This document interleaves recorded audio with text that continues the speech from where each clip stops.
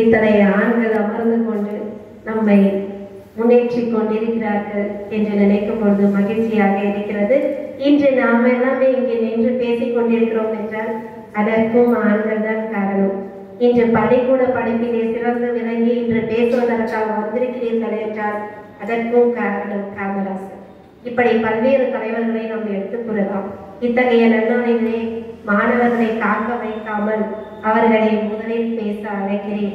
அதாவது சூசா மேல்நிலை பள்ளி, அதாவது சுப்பிரமணிய சாஸ்திரியார் மேல்நிலை பள்ளியிலிருந்து 6 மாணவர்கள் வந்திருக்கிறார்கள்.